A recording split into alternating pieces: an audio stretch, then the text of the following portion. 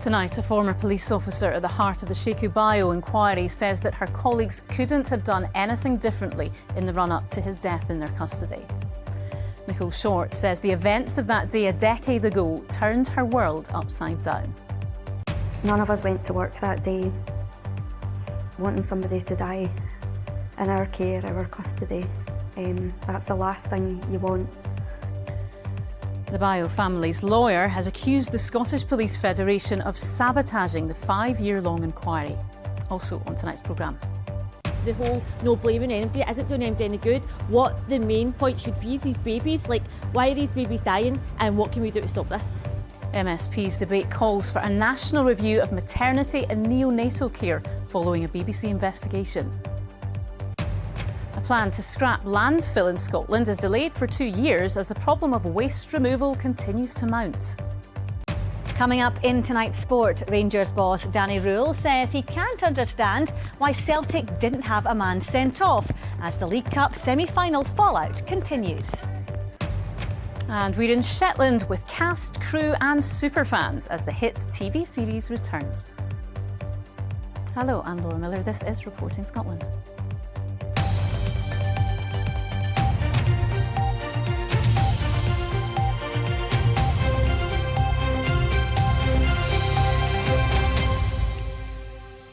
A former police officer who was injured in an incident which ended with the death of a black man has said that part of her died that day. Nicole Short was one of the officers who responded when Sheku Bayoh was spotted carrying a knife in Kirkcaldy in May 2015. Speaking to the media for the first time, she said her colleagues had saved her life when they restrained Mr Bayoh on the ground, and they would have acted in exactly the same way had he been white. The Bayoh family's lawyer says that only one person died on the day in question, and that was the father of 2. Here's our Home Affairs correspondent, David Cowan. On a wet Sunday morning in 2015, Sheku Bayoh was spotted carrying a knife through the streets of Kirkcaldy and behaving erratically. When police arrived, he wasn't carrying the knife, but they said they didn't know that at the time. Today, 10 years on, with an officer who was there, a Police Federation lawyer used the prop to make their point. Nicole, you didn't see the knife. No. But you know that the knife was found just a matter of a few feet away. Yeah. Where this all had taken place. Yeah. Lying on the ground. Yeah. And that was what you had to be prepared to deal with. Yeah. Yeah. Nicole Short repeated what she told the public inquiry, that she fled terrified when Sheku Bayoh came towards her. He punched her on the back of the head and knocked her down. What happened next is disputed, but Sheku Bayoh was restrained on the ground and died in hospital. Nicole Short later left Police Scotland on medical grounds. And I've said for a lot of years now that I think that somebody's walking about today that maybe wouldn't have been if we hadn't responded to the 999 calls from the public about Mr Bayoh. That knife wasn't there though when you arrived at the scene and when your colleagues arrived at the scene. You couldn't see that he was carrying that knife. No, if anything, I would say that makes it more dangerous, the fact that you can't see it. If you can't see it, you don't know where that danger's coming from. Mr Bayoh had to be restrained because he was so dangerous. And I honestly thought he was going to get up and kill me. What would you have done differently if he'd been white? Nothing. He was a man with a knife. He was terrorising the public. They were scared. What was the long-term impact on you from all of this?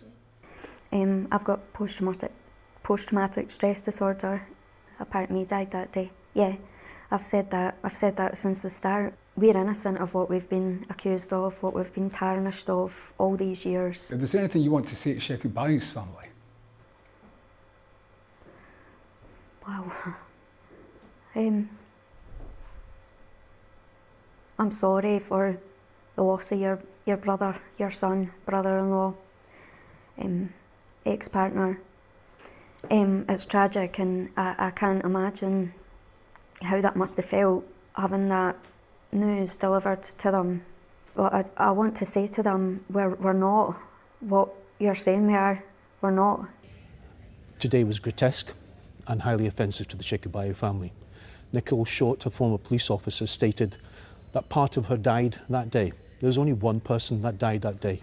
Sheku Bayoh, an unarmed black male, 31 years old, father of 2, who was restrained by up to 6 police officers and subsequently died. After 5 years and £50 million, the public inquiry has stalled. Nicole Short says she's prepared to give evidence again if she has to, a sentiment no doubt shared by Sheku Bayoh's family. Well, Dave's with me now. And Dave, the First Minister has offered to sit down with both the Bayoh family and the police officers involved. Yeah, where we are is that the Scottish Police Federation accused the chair of the inquiry, Lord Bracadale, of apparent bias because he'd held meetings with Sheku Bayoh's family. He then resigned. After that, Sheku Bayoh's family said they wanted to meet the First Minister, John Swinney, to talk about this. Mr Swinney said he was happy to meet them. The Federation were angry about that. They said it seemed that the First Minister didn't care about an officer who was, in their words, seriously injured in the line of duty. He would be the third First Minister actually to meet the family. So they said the officers involved in the incident should meet him too. Mr Swinney has said he's open to that happening. Presumably at some point those meetings will take place. In the meantime, the Scottish Government is continuing this very difficult task of finding someone who's prepared to step in at the 11th hour and get this inquiry across the finishing line. OK, Dave, thank you. Now, last week, a BBC Scotland documentary uncovered a series of failings in the country's maternity units, as described both by bereaved families and midwives who spoke of understaffed and overstretched working environments. Now, the BBC understands there will be a national investigation into maternity services in Scotland. Our health correspondent Lisa Summers, the report. Julie Keegan and Angus McLean featured in a BBC disclosure last week. Their first baby, Mason, died at the Royal Children's Hospital in Glasgow when he was 3 days old. An inquiry found multiple missed opportunities by staff to recognise that he was seriously ill.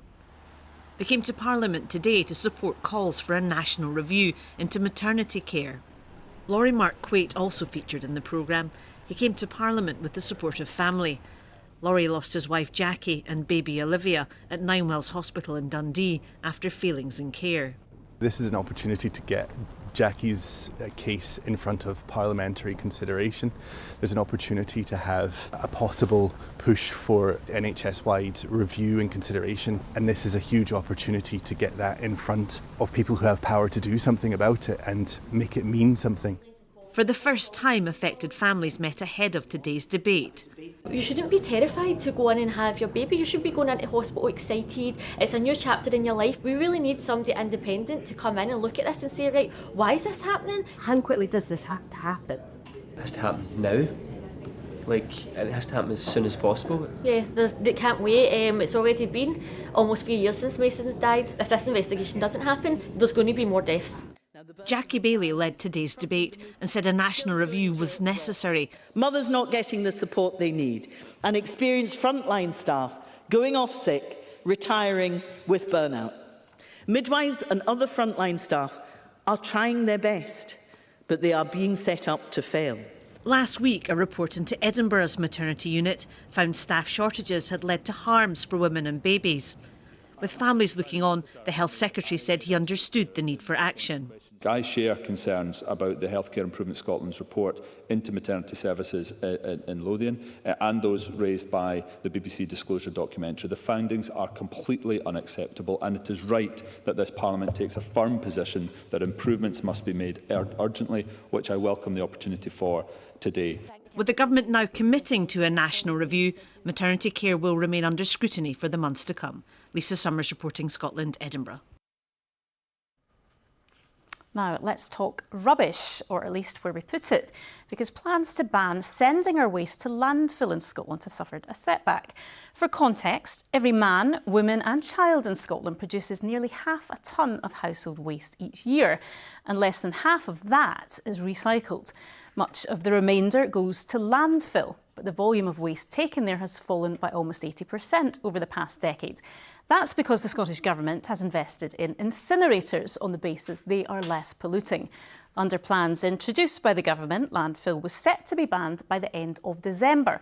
But without the capacity to incinerate, a BBC Disclosure investigation earlier this year found that 600,000 tonnes of waste would be needed to be transported to England each year.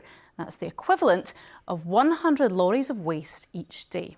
Well, the landfill ban has now been effectively delayed for 2 years.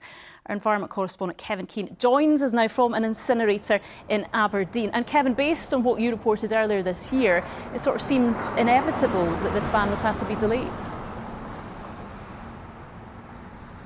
Yes, I think so, Laura, because that capacity gap was significant in size. As you see, 600,000 tonnes of waste in the first year. That is rubbish that's currently going to landfill sites up and down the country. And that's, of course, rubbish that would have to find a new home. And that home was expected to be at sites in England. And our investigation in the summer concluded that that would mean up to 100 lorry loads a day having to be transported across the border. Now, from that emerged logistical issues, experts saying that there aren't enough appropriate vehicles to even move that waste in the first place. And of course, if it is achieved, then you've got all the additional planet-warming greenhouse gas emissions that come from burning that fuel, which of course would not be a good look for a policy designed to be green. And so the environmental regulator SEPA has now said that that policy will not be fully implemented for another 2 years. And how is this so-called capacity gap that you're talking about, how did that come around? Yeah, that's because of these things, Laura. These are incinerators where the rubbish goes to be burnt and turned into electricity or heat for local district heating systems. There are more and more of them cropping up in communities across Scotland, but not enough to meet the deadline of the end of this year for that landfill gap. Now, over the next couple of years, more of them are expected to become operational, and by 2028, that capacity gap is expected to be closed completely if fresh problems don't emerge. But environmental groups like Friends of the Earth Scotland say that these things should not be seen as the solution to our waste problem, and that instead the government should be focusing more attention and investment on encouraging all of us to change our behaviours so that we reuse, that we reduce and that we recycle our waste rather than chucking our stuff in the bin. OK, Kevin in Aberdeen, thank you. Now, some love it, some hate it, and in recent years it's become increasingly problematic in some areas. It is, of course, Bonfire night this evening, and the emergency services say they are bracing themselves. Dispersal zones are in place, stop and search powers too, and more firework control zones have been set up this year in Glasgow for the first time, as well as in Edinburgh, all in an attempt to prevent a repeat of last year's violence. Maura Kinneborough reports. OK, so just to confirm, that's a bonfire outside the shop. It's their busiest night of the year and a worrying time too. In recent years, fire, police and others have repeatedly come under attack. If there is a significant threat to a crew before they attend an incident, as in we have intelligence to know that it will be a problem, then we'll work alongside our colleagues in Police Scotland. But ideally what we would like is that the communities accommodate us, make sure that they recognise that we're not there to spoil fun, we're there to make sure people stay safe. Trouble flared last year in several parts of Edinburgh and Glasgow. Fireworks and missiles fired down the streets, often directed straight into people. A major investigation followed with several arrests and convictions.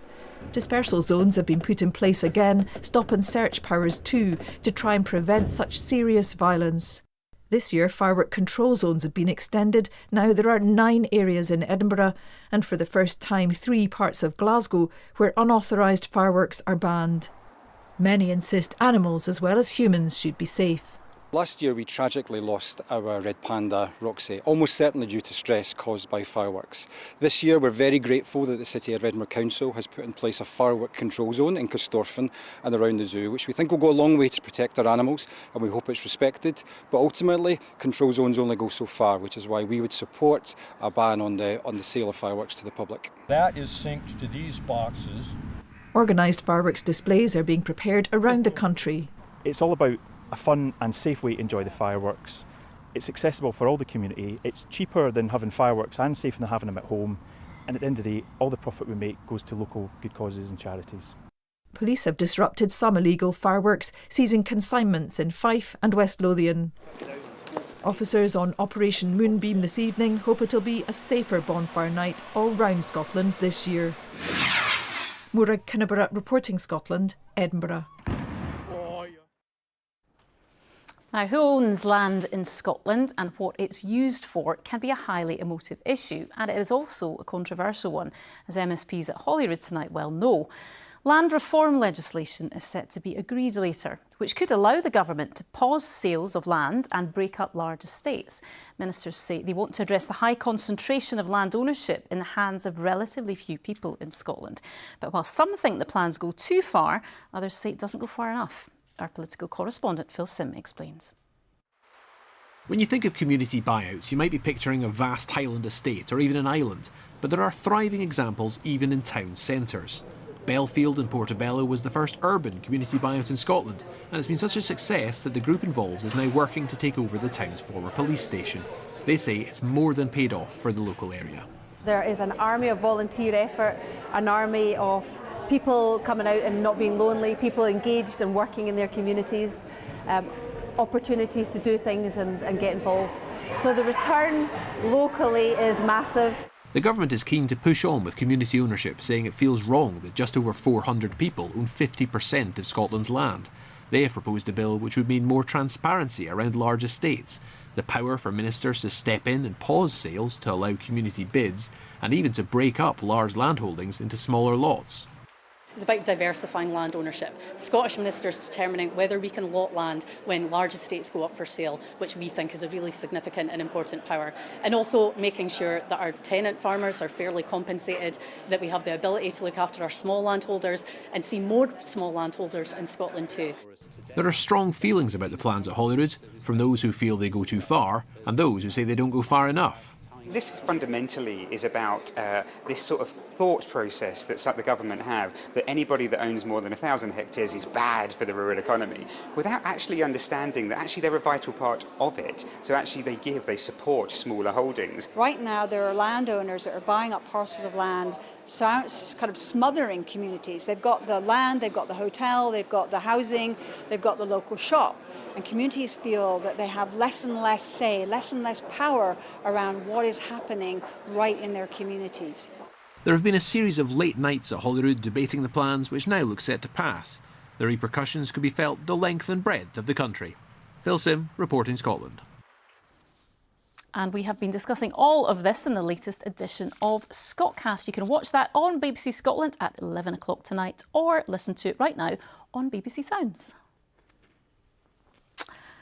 And Sheila is here with tonight's sport, and we've got a busy few days coming up. We do. We just had a busy few days, just about recovering from the weekend games, and loads of games tomorrow night.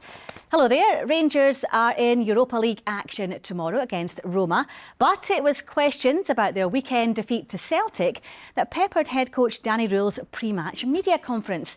Specifically, the decision not to send off Celtic's Austin Trusty for kicking Jack Butland in the head. The Ibrox squad trained in the rain this morning after the club asked for talks with the Scottish FA about the Hampden officials' performance. Rangers said they were unsatisfied with the outcome of those discussions. Röhl is keen to turn his attention to Roma, but admitted he was baffled by the decision.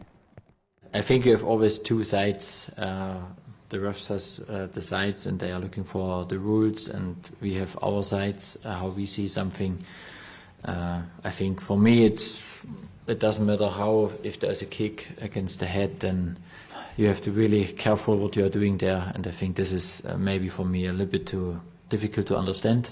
For me it doesn't matter if it's from the side or in front, a kick against the head is always dangerous. Well, Celtic are also in Europa League action tomorrow. They're in Denmark to take on table toppers Midtjylland, who have won all 3 of their games so far.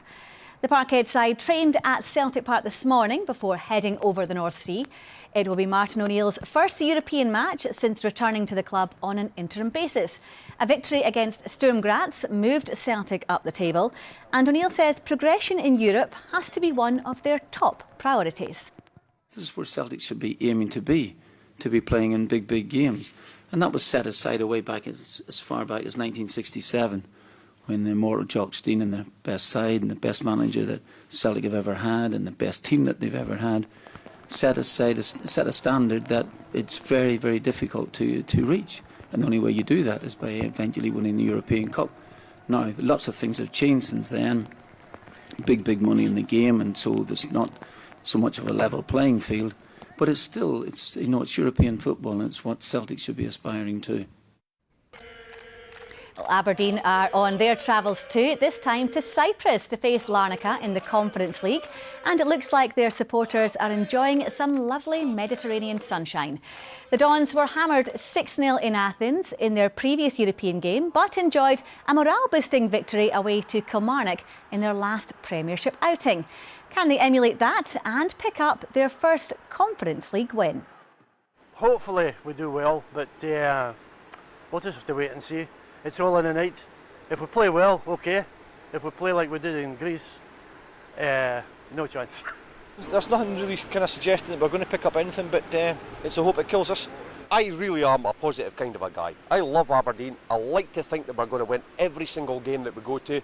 Yeah, we are not far away from being an absolute quality team. I'm only here for the cocktails and the sun, no the football. So. Looks like a fun trip. Finally, to rugby, and Scotland forward Scott Cummings admits this week's training has a different feel to it with the imminent encounter against the All Blacks. Cummings played for his country for the first time in a year against the USA on Saturday, having missed the Six Nations through injury and the summer tests while touring with the British and Irish Lions. He's hoping to make history by being a part of a Scotland team that beats New Zealand for the first time ever. You know, it's a massive sport over there for them. Do you know what I mean? They produce so many great players, and it seems like a sort of endless production line for them of quality players coming through. Yeah, these are the games we want to play in. Do you know what I mean?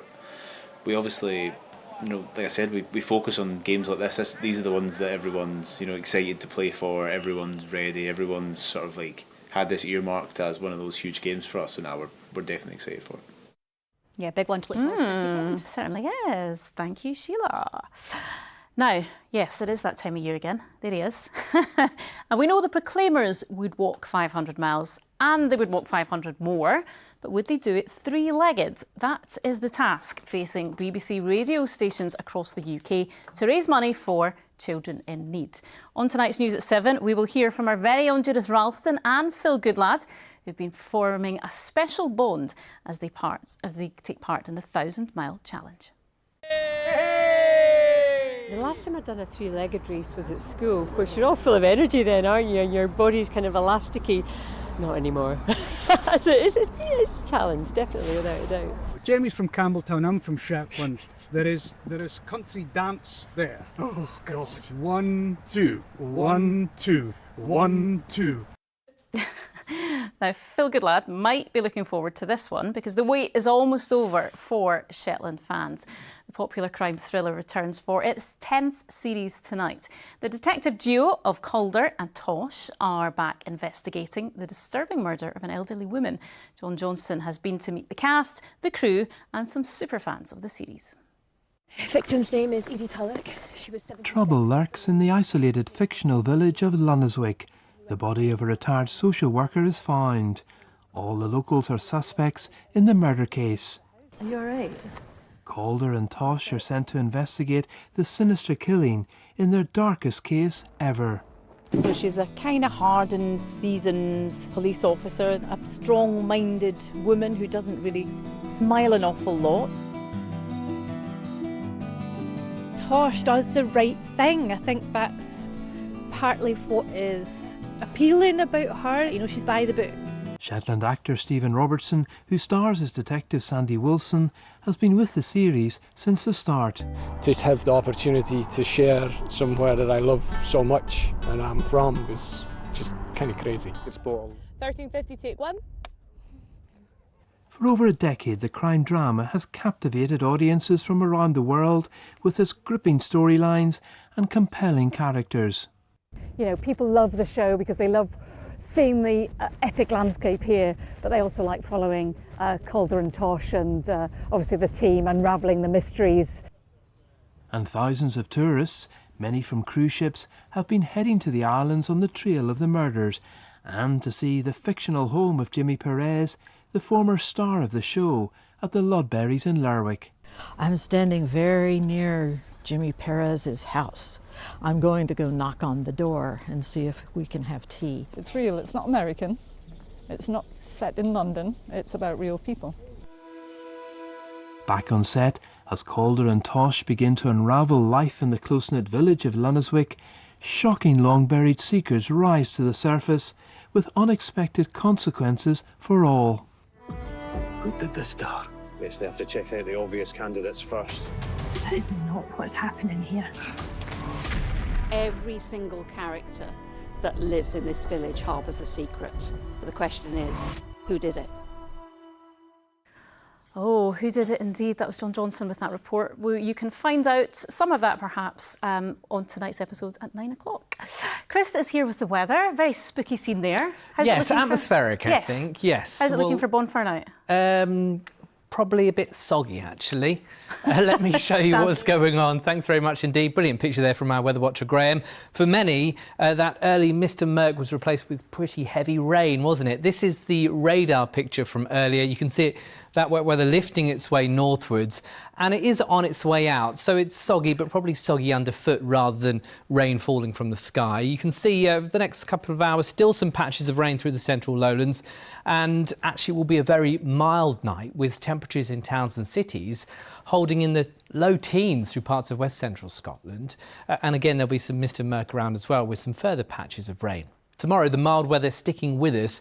We're in warm sector conditions between the warm front and the cold front, and that southerly drift just feeding in that moist, mild air. So a lot of cloud around, some mist and murk, some patches of rain, most likely in the west, with areas further east seeing that cloud thin and break into the afternoon. So something a little more cheerful for the likes of Edinburgh, Dundee and Aberdeen. But elsewhere, the cloud are fairly steadfast. Temperatures 15, 16, maybe 17 degrees, so very mild for this point of the year. Outbreaks of rain more likely towards the west coast through the Minches there, and across Orkney and Shetland a mixed bag with a few bright spells, some cloud and the odd patch of rain. Generally light winds for all.